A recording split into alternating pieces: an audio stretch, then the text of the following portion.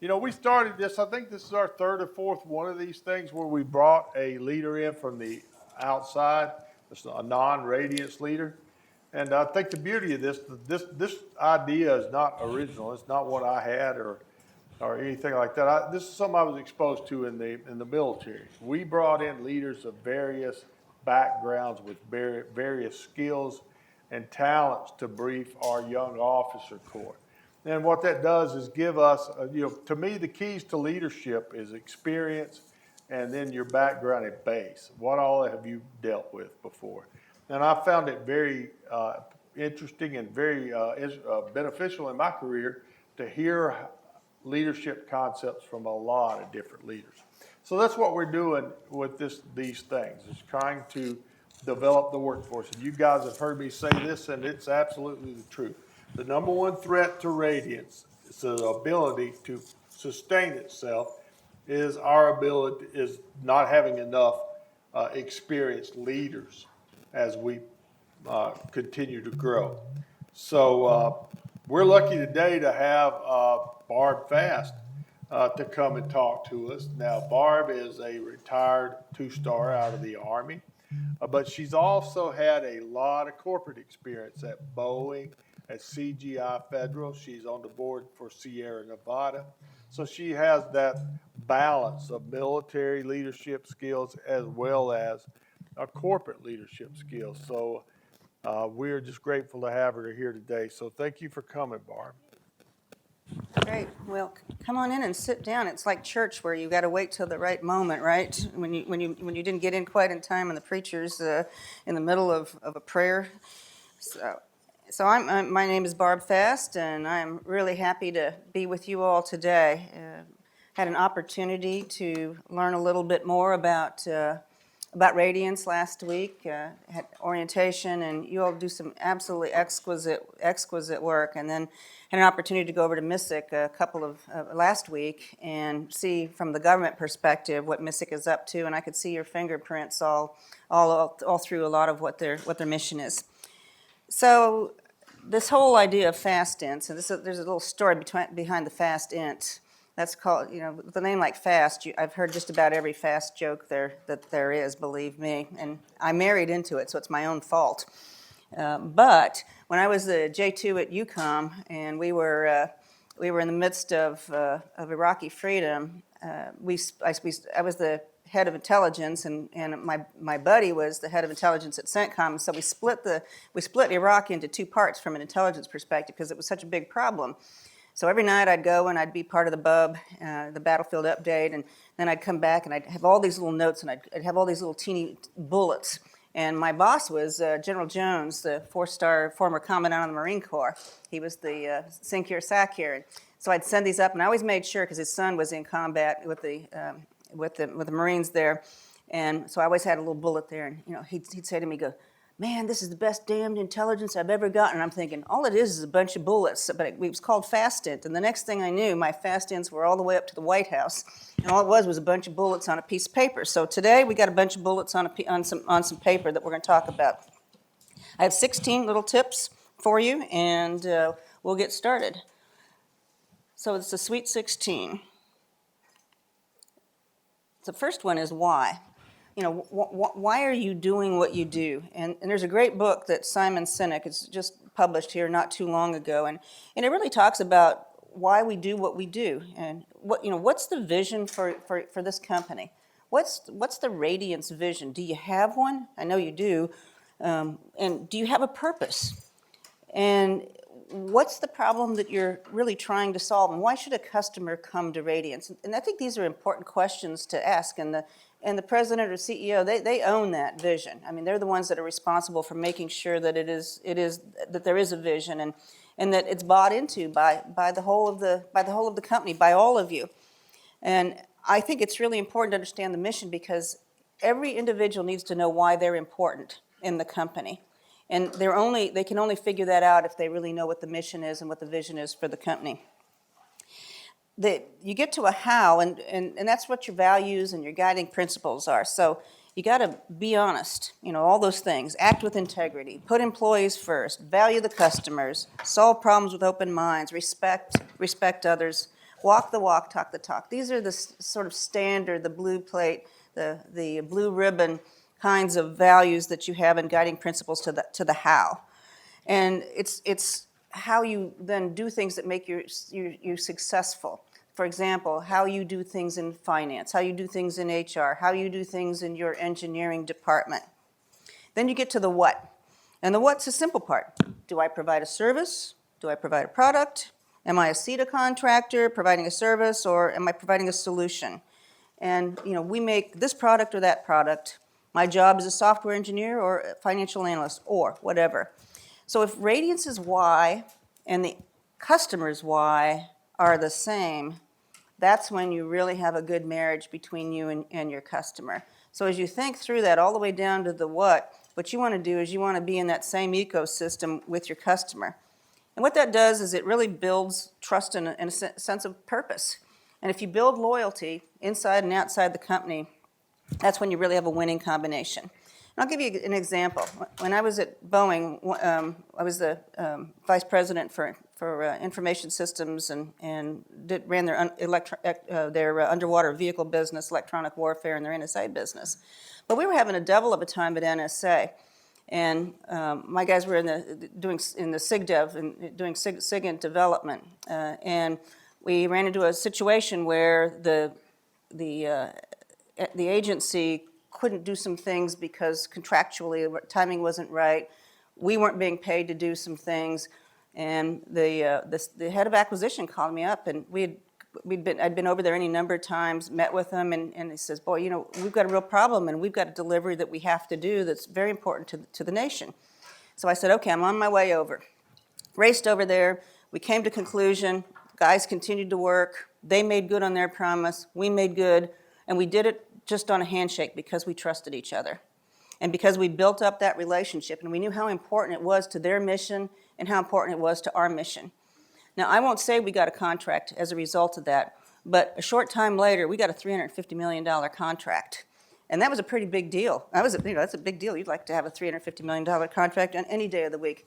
But I am convinced that in part, we won that contract because there was trust, and they knew we could make good on the delivery. Got to find my little slides. So culture. I think culture is one of the most important things in any company. In the Army, certainly we had a culture. Sometimes I called it a cult, but it was a culture. And when I retired from the Army, I thought, wow, this is going to be very different going into industry. And what I learned was that every company has a culture. Every single company has a culture. And good cultures you want to be a part of because they accelerate your business. Because you can make decisions, there's trust, people are involved that have good ethics, good ethical behavior. They take care of people, and you value your people. You create a culture of respect for the individuals, for partners, for customers. You create lots of motivated, accountable, and talented individuals, and you let people make mistakes. You tolerate the mistakes that are not safety, ethical, or illegal. They're transparent. What you see is what you get. And they're clear about risk and risk tolerance. And you're really positive about a winning culture, and it forms a whole culture of trust. Now, how many of you know the signs of a bad culture? Not here at Radiance, probably. But low morale, turnover, absenteeism, lack of accountability and personal responsibility, missed deadlines, high burnout rates, lots of gossip and finger pointing, and we and theys. This is a terrible situation to be in, and you don't want to be in that situation. That is not a company that you ever want to be in. But you're a part of creating the culture, because good cultures are places where you want to come to work, where it's not just a job, but where you think you're really doing something. So in the Army, I'm going to give you an Army story, since I learned this was going to be on YouTube, so I didn't want to have stories that wouldn't be out there. But when I was a battalion commander at Fort Hood, I just had 3 great company commanders, and we just got into this whole culture thing. And we had a great PT program, and the General Funk, who's the father Funk, decided, this is an armored corps, and we're not very good at PT. And he said, so I'm going to bring in all these sergeants major from Fort Benning, and we're going to see how well each of your units unannounced are doing, and we're going to pick selected units. Well, it's Friday afternoon, my sergeant major's on vacation, and I'm thinking, we're done, we didn't get picked, and I hear outside the door, hi, I'm Sergeant Major so-and-so, I'm Sergeant Major so-and-so from Fort Benning. I thought, oh my gosh. So these guys came, they looked at all the files, did everything. They leave. I'm at a Christmas party with my husband, who was a lieutenant colonel on the Corps staff, and General Funk comes up to me, Lieutenant Colonel Fast, you've been mentioned in dispatches. I'm like, uh-oh, what in the world did we do wrong? He says, your unit was had the best PT program of any unit at Fort Hood. I'm like, wow. How cool is that? So he would send all the visitors to come and run with us and take PT with us. Now, it wasn't because we had the most physically fit group. It was because the culture that these company commanders had motivated everybody. We just had a great culture of winning and being together and teamwork. And that's kind of what it takes, is where everybody kind of pulls in and pulls together on a team. Trust me, trust you, trust us. Trust is another really important thing. If you don't have trust, it's a pretty bad thing, whether that's in your personal life or whether it's at work. Because at the end of the day, you might work for a company called Radiance, the company, but you're really working for and with people. And it's really all about people. And without trust, you're sort of rudderless. I always harken back to my days in the Army again. I'm going to use a lot of Army examples so I don't get myself in conflicts of interest. But you learn in the Army that leadership is not about giving orders. Leadership is because people want to follow you. And I'll tell you what, there's nothing like the non-commissioned officer corps to bring that home, because they can either have your back or not have your back. And you want them to have your back, because you can do some dumb and stupid things and not even know about it, and they will protect you. And so it's about character and competence. It's about, do you have integrity? Are your intentions pure? Are you competent? And do you have a good track record, according to Covey? And if you trust, there's a bond of respect and a willingness to believe. But first you have to trust yourself. And the question is, do you trust yourself? Do you know yourself well enough to trust yourself? And are you comfortable in your own shoes? And that's kind of a first step to success, is really to know yourself. And what kind of person are you? Are you a person that demands and expects people to prove themselves before you trust them? Or are you one who will take a chance and trust people until they show that they can't be trusted? I tend to be one of the latter. It's a little bit more risky, but at the end, again, trust brings speed. And by and large, most people are trustworthy. Have you ever had to do a project where you didn't trust somebody else, where everybody's kind of looking around and they don't really trust each other? How much longer did it take to get it done? I'll bet you've been there. Did you have to check every detail, or did somebody check every detail because there wasn't any trust? Did you have to write everything down instead of being able to just talk things through? Did you have to go through a bunch of layers for approvals on something that seems pretty simple, but because there wasn't trust, you didn't get through it quickly? Trust builds momentum. And if you're trustworthy, it's a lot easier to work with customers, it's a lot easier to work with everybody, especially when the time gets tough. So I'll give you another example. So there's a company, this happened not very long ago, where they were world-class experts in a certain intelligence discipline. And they were scheduled to make a delivery. The delivery was important to deliver on time. The command, it was going immediately overseas, and they had an antenna problem. It was an aircraft, an antenna problem. So they couldn't fly, couldn't get it delivered. The company made good on the taking up and paying out of pocket for all of the upgrades that needed to be done, all the fixes that had to be done to that antenna. And it wasn't even their company, it was a sub. And as a result of that, the government trusted the company that they were actually going to meet the final delivery. They organized everything. That plane today is flying in a very important place where we've got a lot of equities as a nation. But it was all because that company was trusted by the government that they were going to make good on it, that they weren't going to walk away, and that they could actually do what they said they were going to do at the timeline that they agreed to. That is trust. Talent is not bestowed equally. And what I mean by that is we're not all created equal, and I don't think we'd want to be created equal. Every one of us is bestowed with special talents, but they're different talents. And I don't think it really matters because we are unique, but no one is perfect or equipped to do everything. And everyone's talented at something. So the key is to find the right fit for you and to find the right fit for your employees, for those that work with you. And it's a bit like a jigsaw puzzle where this person's got this talent, this person's got that talent. At the end of the day, the team is a completed jigsaw puzzle. The strengths and the weaknesses that offset each other, the talents that are brought to bear. And if you're a leader, your job is to understand, one, your own capabilities and limitations, because you want to be able to have people bring the best they can to the table so that you create a team of talent versus you being the talented one when you're really not necessarily. And so you understand strengths and weaknesses and you build a team. And sometimes you got to move people around a little bit because they may not be quite the right fit. But if they're a good employee, you still want to find a fit for them.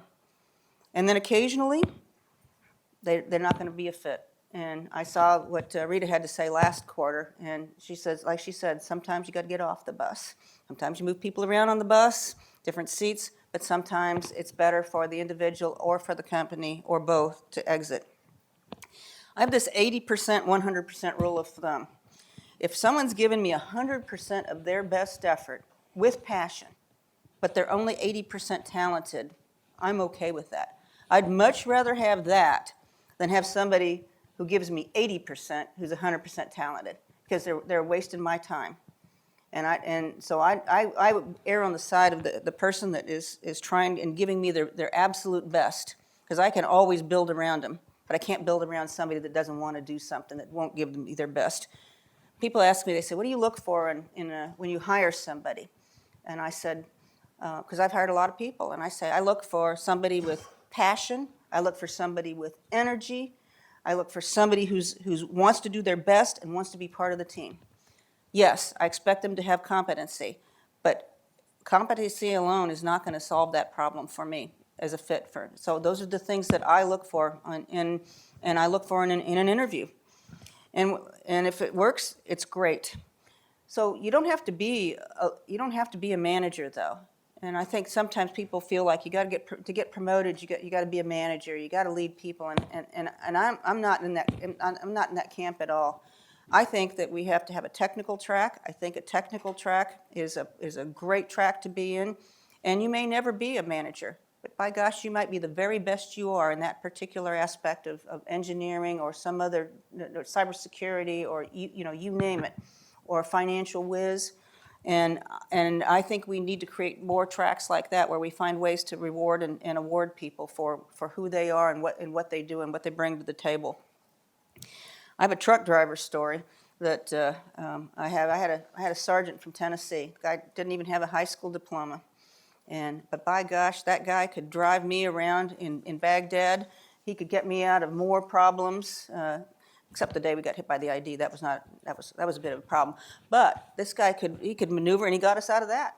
And he says to me one day, he came up, and I said, Troy, what's the matter? He goes, ma'am, there were people involved.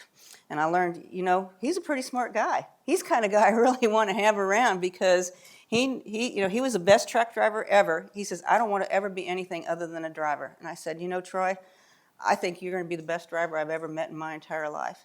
And I think that's okay, and I think we should celebrate people like that. Stretch and reach. So we talked about knowing yourself and knowing your team. I think you have to be realistic about it, stretching, but I think you have to stretch. And sometimes stretching takes courage, going and doing things you never thought you could ever do, or the team going and doing things. Because if you always succeed, that means you're not stretching or reaching hard enough. You get too comfortable, you start to lead with complacency. So you got to aspire.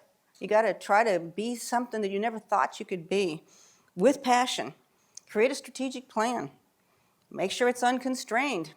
Then you can constrain it with resources, or you can constrain it with whatever your talents might be, but reach for those stars and then win, because winning begets winning. There is nothing better than winning, and you can create the future. You know how good it is when you win and you've worked really hard on a proposal and you're selected. There is nothing that beats winning. Risky business. All businesses have risk. The key is you got to have a risk management and a mitigation plan. And this is really important in things like cybersecurity, for example. You want to know what are the family jewels? What's really important to this company that I have to preserve? And what are the greatest risks that are associated with these family jewels? Is it reputational? Is it financial? Is it legal? And so I think, as you think about these things, you've got, especially in terms of cybersecurity, you look at cyber breaches, you look at insider threat, you look at legal issues that stem from unauthorized access to competitors' information or IP. Or you find that you're in a situation where you're going to have a major DCAA or DCMA issue. And you've got to understand what your risk tolerance is as you make those decisions and as you go through. But if you have zero risk, that can equate to zero tolerance, which can equate to zero trust and zero defects. And the other end, too much risk creates too much risk aversion can create paralysis and a really unhealthy environment. So it goes back to understanding that company culture and where you are as a culture and how you tolerate risk. And then create the boundaries and let your folks run within those boundaries and underwrite their mistakes. When I was a brigade commander, I walked in and the guys were in, my folks were in Bosnia. My predecessor told me he really didn't enjoy being in the Army, and I said, well, why were you a brigade commander? Why did you take this position? He goes, I don't know, I just thought it'd be good on my resume when I got out. I'm like, well, that's really great. So he had never been to Bosnia to check on the troops, and as a result, guess what? None of the battalion commanders had ever been to Bosnia because it was too risky. And I thought, this is really an example of walking into a situation where you've got to fix that, because your troops are down there, the soldiers were down there, they're in harm's way, and you've got to take some risk, but you've got to set that up so that you've got a smart way of tolerating risk in an organization. And it takes a long time to let people know that it is okay, that it's okay to take some risk and that you won't be punished if something happens. When no one else is watching. Oh, should I do this? They'll never know. Oh yeah, really? How do you feel about that when you look at yourself in the mirror? You feel very good that no one ever knew, but you will know. You will know, and you will carry that with you. I had an occasion one time where I had a guy who was writing a book, famous guy, and he says to me, General Fast, he says, I'd like to do an interview. We'd like to talk about X, Y, Z. And I said, well, I can't do that. He says, it's okay. I mean, this is April. We're not going to do anything until September. Trust me. I said, I can't do it. That would be the wrong thing to do. That would be totally unethical if I gave you this information when there's an investigation ongoing and we haven't resolved the investigation yet. Nobody would have known, but I would have known. And you can't do things like that. The easy button is not the best button. Taking shortcuts. Well, wanting success so badly, I've got a time crunch. I have too many number one priorities, so I'm going to take a few shortcuts.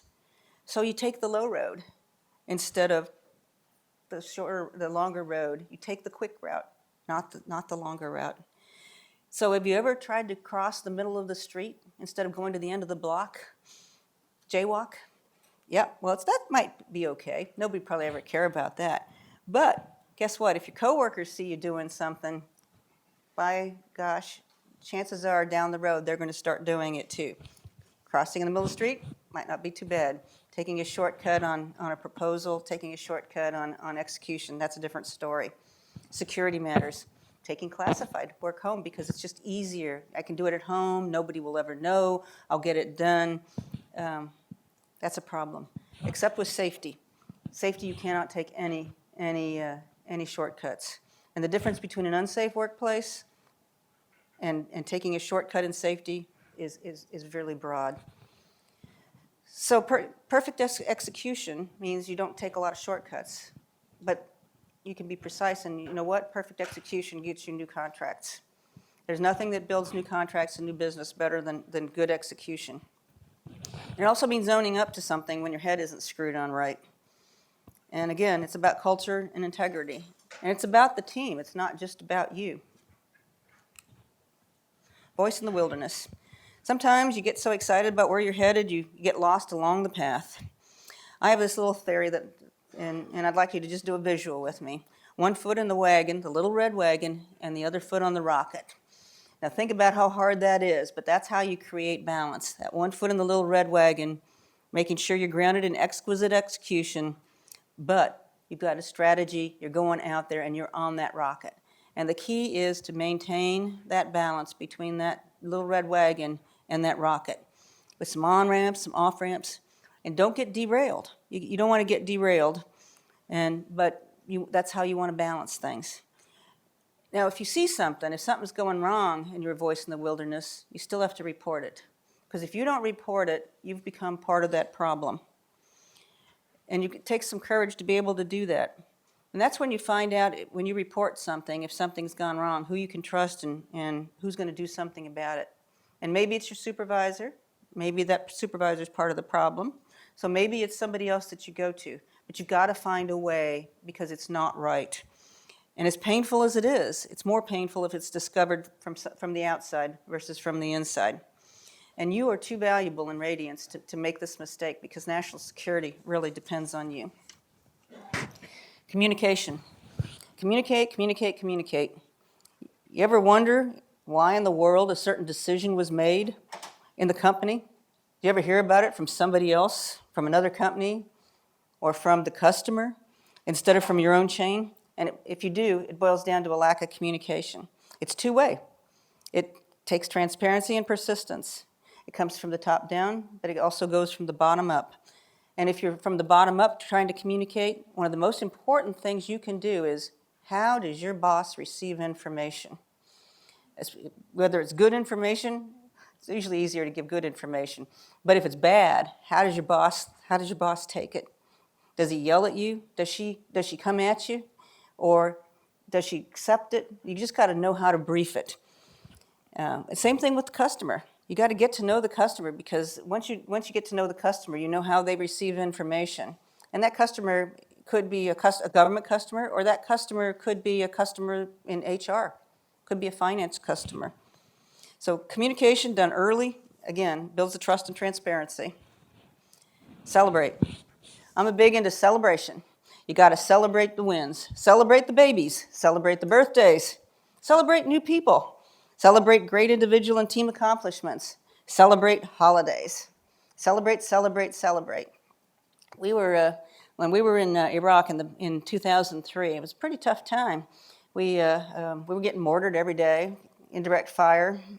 We were in the middle of an insurgency. It was pretty tough. Well, I decided we should have a Christmas party.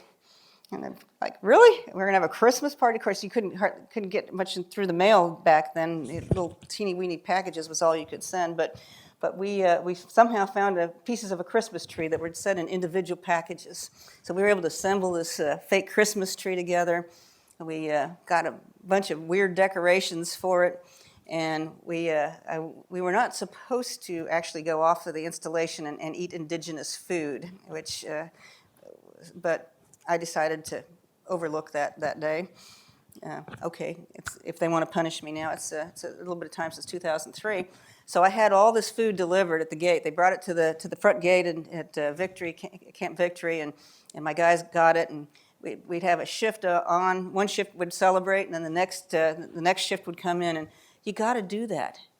The morale went up sky high just for that day, just to celebrate in the worst of times, in the hardest of times, to be able to celebrate and and have a group meal together and sing a few songs, even if they weren't on key. No alcohol involved. I just want to let you know that. General order number 1, no alcohol. Connect.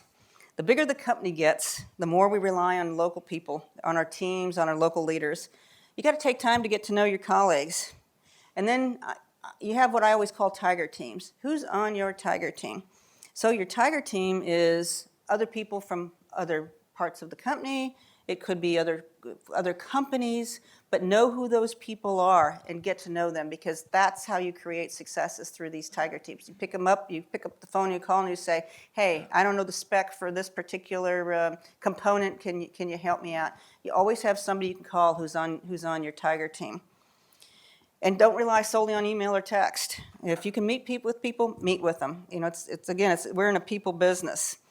And then I always think it's important to have outside activities. If you can belong to some kind of a group, an association, whether it's a professional association or it's a church association or a community one. Like yesterday I was at Rotary Club. These things are really good to do because it gets you out and meet, and it gives you an opportunity to meet with other people. I've told a couple of you this, but I have this sort of 1/3 rule. And because you can get so down and in your job that you can forget and get focused on something and you forget other things. So 1/3 of the time I look up, 1/3 of the time I'm looking horizontally, and 1/3 of the time I'm looking down inside my organization. And I actually think about this. I put my head thinking about this 1/3 rule. And you can't always you can't always do it precisely, because sometimes some things are going to occupy more of your time. But by and large, if you can keep that 1/3 rule in place, it really does help you. On the connections, I think from a leadership perspective, I learned more from bad leadership than I did from good leadership. How many of you ever had a bad leader and you go, I am never going to do that if I'm ever in that position? Sort of like being a kid and saying, I can't believe my parents just did that. I am never going to do that when I grow up and I'm a mom or I'm a dad. Sort of the same thing. We learn as much from the bad as we do from the good, and it sort of lasts a lot longer through time. And the higher up you go, the more important it is to really have a trusted relationship for somebody to tell you if you really are doing something, because oftentimes you're not doing it intentionally. 2 more C's, counseling and coaching. So counseling, have you ever received a performance counseling? Have you ever felt like you had a good counseling session or a bad one or not even one? Do you know how to counsel?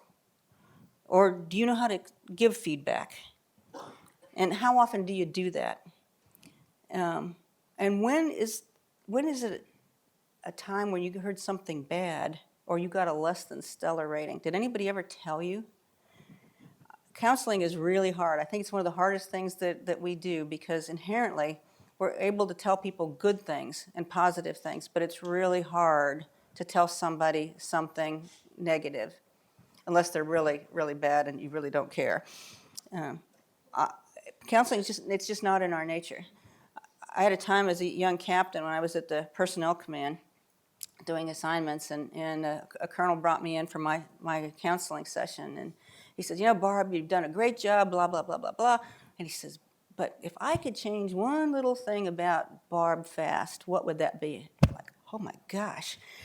And I took this big gulp, and he told me. And it was something that I was doing that I wasn't even aware that I was doing. And I've always taken that with me. That was probably the most important counseling I could have ever gotten, because he gave me a piece of information that I would today, to this day, I would be doing that same little bad trait, which I'm not going to share with you, of course. So take the time. If you see somebody it's a good way to do it. You are done great, but if I could change one little thing, or if you could do one little thing in terms of your professional development, what would it be? So if you're not being counseled, you need to check in with your boss. Tell them, grab some courage, fortitude. Say, how am I doing? How am I really, really doing? Because you are all valued, and we should show that. So on coaching, I never had a mentor. When I came in the Army, there just really weren't that many women in the Army, and I didn't have a mentor. But I did ask a lot of questions. I had a lot of people who were curious. And I found that people would really, once you started to ask questions, people really want to share with you. They like to share with what their experiences with you and how they can help you and how you can give advice. And the things I didn't know, like if you look at my bio, I am a liberal arts major, but I have lived in a technical world, and so I've had to learn a lot. But I didn't even know sometimes the right questions to ask. So I would sit in the room, just ask to sit in the room, and I would just listen. I would listen to all these people talk about all these technical terms, technical things, and I would learn by just listening to them. So if you're ever in a situation like that, see if you can go into a meeting, see if you can go into a certain session, and just listen, because you learn a lot when you do that. And so I don't actually think you have to have a mentor, but I think having a coach every now and then that can give you advice and can give you some real tips and unvarnished truth is really important. And most people, if you ask them, they're more than happy to coach you. They're more than happy to share information with you. I'm a part of a group right now that's at the Logistics Center in Fort Lee, Virginia, and once a month they have this session, and we have 120 people, 120 dial-ins, and there'll be whole ROTC units in there. There'll be whole units in there just listening, because people really want coaching. And I think there are plenty of opportunities out there for it. Lose a turn. These are the things you want to avoid in a company. If you're not valued, if you're in a company that doesn't respect people, or they treat you like your dollars are a number, or if you don't care about your customer, or if you really don't feel like you're part of the why, you don't feel accountable, you don't report bad behavior, and you become complacent. So what happens in a kind of a toxic environment? People leave. And somebody told me this, and they were exactly right. People leave because they're not happy, not because they're not making enough money, but they leave because they have a bad boss. They leave because it's a toxic work environment. They leave because their strengths aren't being used. They leave because there's no upward mobility. So those are when you lose a turn, because you lose valuable people. You lose as a company when things like that happen. I was reading about this story on 9/11. There was a gal who was in a retail store, and she was responsible for credit cards and getting credit card applications. And it was 9/11, and her boss comes in and hands her the piece of paper for the quota that she's supposed to fill for the day.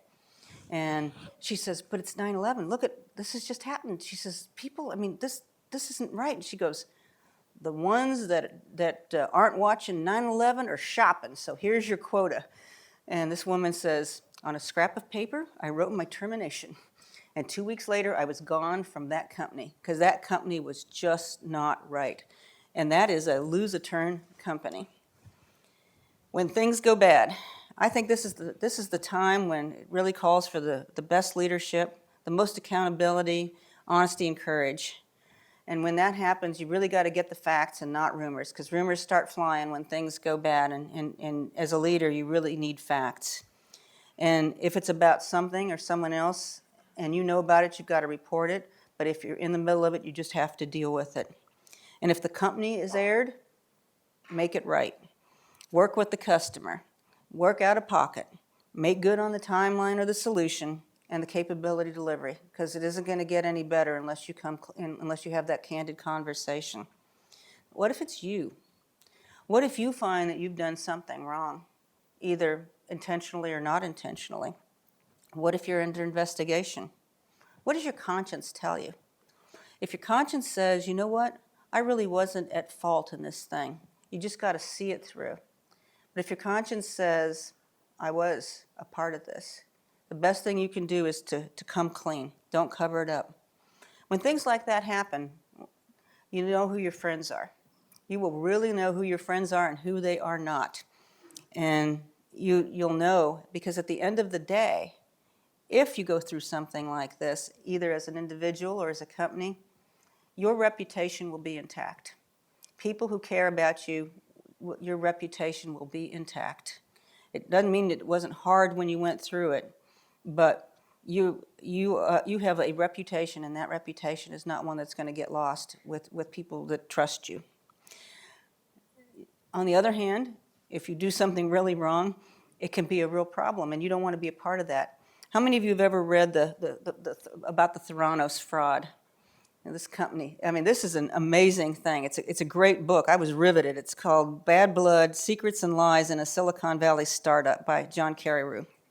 And it's about this woman, Elizabeth Holmes, who's got this vision that she has got this blood test that is going to be just a little patch, so that you only have to take a little teeny sample of blood, and it will automatically then be able to be put into this machine and tell you what your situation is.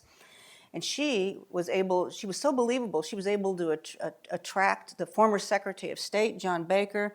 The board consisted of all these luminaries. I mean, General Mattis was on the board, others were on the board, it was a name recognition. But at the end of the day, it was a fraud. The whole thing was a fraud. And it took a long time for the FDA and the other health organizations to come to grips with it. And if it hadn't been for this one Wall Street reporter, and if it hadn't been for a few employees who had the courage to say, this is not right, and people's lives are depending on it, because they had a contract with Walgreens, they had a contract with Safeway going, and people were going to get bad results back on their blood if they weren't going to use this other machine that would give them the results that they weren't. It was a completely different machine. It wasn't even one they were manufacturing. So people felt like, I've got enough integrity, I've got enough courage, and she would. I mean, this book is vicious. She's still under the trial is not yet. She's settled part of they've settled part of it, but it is an amazing story about fraud, and it's an amazing story about the courage that some people took to report what was going on and what happens when bad things happen. Finally, your legacy. So I think you're already building your legacy. I mean, you build your legacy at work, you build your legacy with your colleagues, you build your legacy in your community and in your family. And you're building it day by day. You're building what you think is what you want to leave on your epitaph. I mean, what do you want to leave on your headstone in the cemetery or on that urn when you die? What do you want it to say, I did the best I could do? Do you want it to say, I did this? But think about what you want to be remembered for, and that's that foot on the rocket that gets you there, from that little red wagon to the foot on the rocket, because every one of us has a legacy. You are just a great company. I tell you, I've been so impressed with what all of you are doing here in Radiance, and so it's been a real pleasure for me to come today and to just give you a few words of what I've learned over time as it relates to leadership, whether it's leadership in the military or leadership in a company or leadership as just as an individual or in your community. So with that, I will close, and I think I've stayed on time. Is that right, Jamie? Yes, ma'am, and we will start with questions in the room. I know you said you didn't have mentors growing up, but did you have some leaders or commanders that you really aspired to, or some books, bios that you recommend?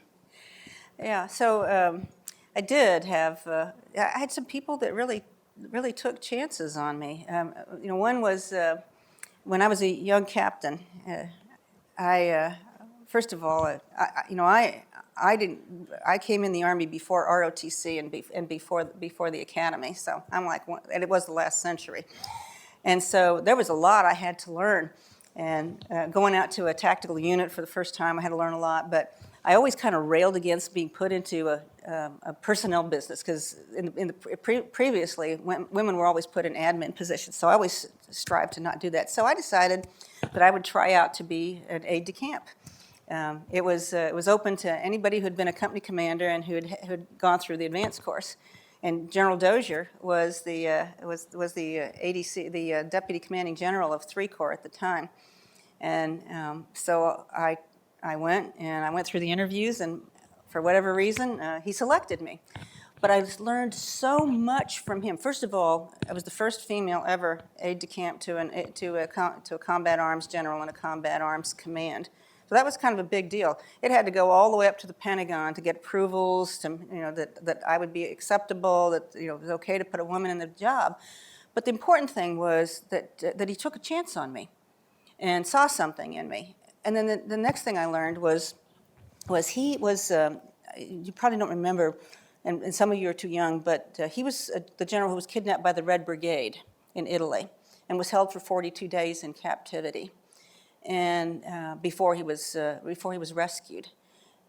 and you go through something like that, and you learn a lot. And what I learned from him was balance. He taught me how to get my mind in a place where, under the most stressful of circumstances, I became calmer. He became calmer. And we would go out to Fort Hood. We'd go out to these dry ponds, and the driver and I would get the fishing rods, and we would go out to Fort Hood to these dry lakes. And sometimes we just cast and reel, cast and reel. But I learned balance from him. I learned about he was in the media all the time, so I learned about not being afraid of the media, but learning how to deal with the media. I learned about perseverance and how to get through things from him. So he's one example of, he wasn't a mentor, but, and he and I reconnected here a few months ago. So it was really good to do that. Had another, when I became a Division G2, I was the first female ever to be a Division G2. And I'm like, oh my gosh, because I finished battalion command. They said, well, what do you want to do next? And I said, well, I think I've done everything. I'm a lieutenant colonel. I've commanded a battalion. And they go, we want you to be the first female Division G2. I'm like, oh my gosh. But I had people who took a chance on me, and then who really worked with me to make sure that whatever I could shore up. And it was great. The division commander, I said, I've never been a battalionist. He goes, I think I can select you. I think I know what I'm doing here. And so it's people who take a chance on you. It's people who then coach you to shore you up in some things that you may be a little short in.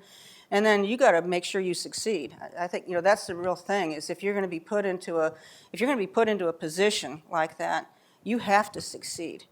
Because otherwise you're letting everybody down. But you can't succeed at the expense of other people. So you really work really hard, I think extra hard to build the team as a result of that. So I had instances like that where I had people who believed in me, and then who taught me a lot along the way. And then I felt that you got to give back. I needed to do the same thing for others, whether it's women or men. It really you really have to just work with people. General Fast, there's a question online from one of our employee owners asking if you would kindly expand on the 1/3 rule. The 1/3 rule. So the 1/3 rule, as I said, is I try to spend 1/3 of my time looking up, and that is, what are the expectations from my bosses, from my customers, and their mission. 1/3 of the time I'm looking about my teammates and horizontally. What is it we need to do as a team to get things done? What is it that, who do I need to go out and meet with, whether it's a vendor, another vendor, a partner, or whether it's a government, whether it's somebody else in the customer, whether it's in finance or in IT, or whomever it might be. So that the horizontal look of day to day, the people that you work with and around. And then as a leader, 1/3 of your time down, looking down inside. Have I empowered my people? Have we set them up for success? Are they ready to go? What are they doing? So it's that 1/3, 1/3, 1/3 rule that I use to try to keep myself in balance in general. And it takes it really, if you think about it physically, that's where your head is. I think it helps you with that. And as I said, you can't always be 1/3, 1/3, 1/3. Some days you're going to be 2/3. One, whatever. But by and large, because you get so busy, you can lose track of other things that are important, and so you got to really think about that in your mind, that you owe it to the people who work for you, or you owe it to this customer that even though I'm really busy, I need to go see that customer. I haven't been to see that customer in a long time. And it's a relationship. So you got to get out from behind your desk, and you got to get out there. And so that's my 1/3, 1/3, 1/3 rule, which Cindy has heard about before. Thank you so much. I have another question over here. One moment.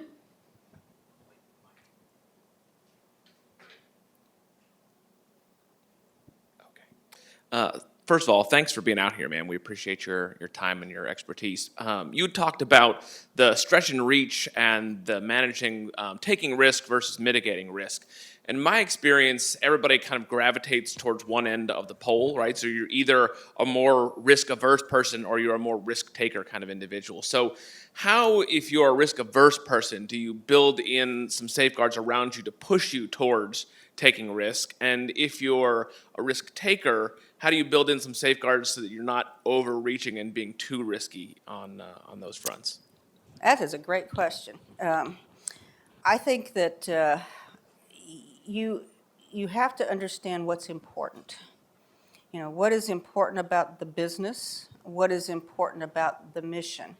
And not all of your business and not all of your mission is created equally. So for example, you might have a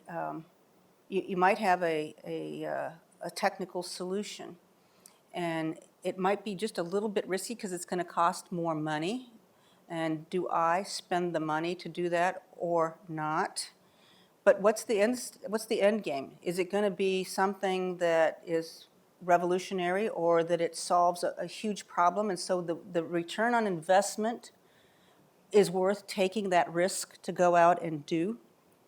I think, you know, that's, so you have to keep in mind what that end result really is, and whether getting there is worth taking risks or not. One of the best ways I still think to do it is, as a leader, I was always conscious of all the things I didn't know as much as what I thought I knew, and I've never walked into a job where I didn't think I had to learn something. So I've always created in leadership positions what I call my board of governors. And so in business speak, that would be, say, if I'm a director, I've got some direct reports that are my key people, and I'd bring them in the room, and we would hash things out, and together, collectively, because everybody sees things just a little bit differently, together we would actually determine what kind of risk we should take, what we shouldn't take. And I think if you personally are a little bit more risk averse, or if you're personally too much of a risk taker, when you bring the group in like that, and you've created that kind of relationship with a group that people know they can speak their piece, and they know you're going to listen, and at some point you're going to make a decision, and it's incumbent upon you to make that decision. So and you don't want to get into analysis paralysis on things, but when you do that, you get the best ideas, so that then when you make that decision, you know that it was a measured decision that you made on how much risk that you should take. So I think the best way is surround yourself with trusted people and hash it out. And sometimes you'll have to do it on your own, but that's when you try to look at all the pros and the cons, and how important that is. How important is it? Because if it's not very important, you don't need to go out and take a whole lot of risk. But if it's really important, you might just you just might take that risk. It's like General Dozier used to tell me, because when we'd go to Europe, we would he'd have to have security around him, and we would go in a lot of places, and we'd do all the things, changing seats and everything. The only thing I told him was he always kept a crew cut, that I'd prefer not to do that if at all possible. But what he taught me was, Barb, you can't just hide. You've got to be able to be out there, but you have to decide what the risk is, and how important it is. And I think that's true, and I think that's really true in businesses too, where you decide what kind of risk you're going to take, and how far out there you're going to go. General Fast, thank you so much on behalf of Radiance University and our employee owners here. We have learned so much from you. Thank you so much. Everyone have a wonderful rest of your day. Thank you all. Good luck to you all. Go out and win some things.